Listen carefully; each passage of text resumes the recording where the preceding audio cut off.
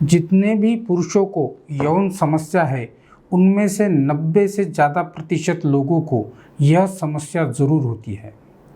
नमस्ते दोस्तों, मेरा नाम है डॉक्टर ठाकुर और स्वागत है आपका सेक्स गुरु इस चैनल में, जहां हम आपको यौन जीवन के बारे में सभी साइंटिफिक जानकारी आप तक पहुंचाते हैं और उसका उपचार बताते हैं। आज हम बात करेंगे शीघ्र पतन या प्री मैच्योर इजैकुलेशन के बारे में। दोस्तों, जितने भी पेशेंट हमारे पास आते हैं उनमें से ज़्यादातर लोगों को, चाहे वो इरेक्टाइल डिसफंक्शन का प्रॉब्लम हो या और कोई प्रॉब्लम हो, लेकिन उसके साथ साथ शीघ्र पतन का प्रॉब्लम ज़रूर होता है। हमारे क्लिनिकल एक्सपीरियंस के अनुभव के हिसाब से 80 से 90% पेशेंट जो होते हैं हमारे, उनमें शीघ्र पतन का प्रॉब्लम होता ही होता है।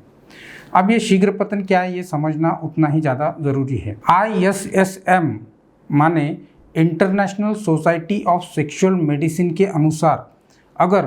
कोई पुरुष सेक्स करते समय 1 मिनट के अंदर उसका वीर्य पतन हो जाता है, या फिर 75 से 100%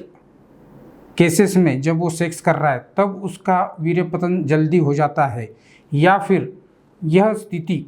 6 महीने से ज़्यादा के समय के लिए रहती है, तो उसे शीघ्र पतन या प्री मैच्योर इजैकुलेशन कहा जाता है। अभी अगर इसकी व्याख्या पे हम गौर करें तो समझने वाली बात यह है कि उस व्यक्ति का, उस पुरुष का वीर्य पतन पर कंट्रोल बहुत कम हो जाता है, मतलब वह वीर्य स्खलन को नियंत्रित नहीं कर पाता है और सेक्स के दरमियान 1 मिनट के अंदर वीर्य पतन हो जाता है,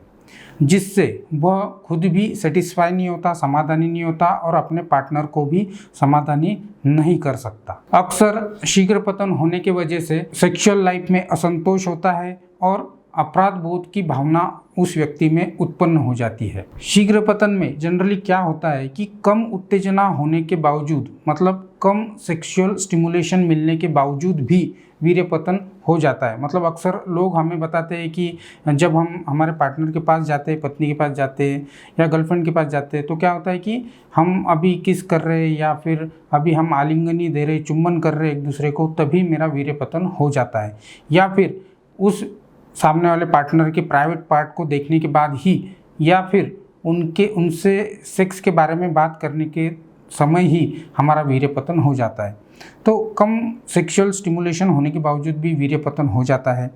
इससे क्या होता है, और ज़्यादा कि चिंता, बाद में तनाव और प्रदर्शन का डर, मतलब परफॉर्मेंस एंजाइटी उन लोगों में पैदा हो जाती है और एक विशेष साइकिल बन जाती है। मतलब पहली बार वीर्य पतन हुआ, जल्दी पार्टनर को सेटिस्फाई नहीं कर सके, खुद सेटिस्फाई नहीं हुए, और फिर क्या होता है कि अगले टाइम जब वो परफॉर्मेंस करने जाते हैं, सेक्स करने जाते हैं, तो उनके मन में ये तनाव रहता है, चिंता रहती है कि पिछली बार अपना प्रॉपरली सेक्स हुआ नहीं या जल्दी वीर्य पतन हो गया,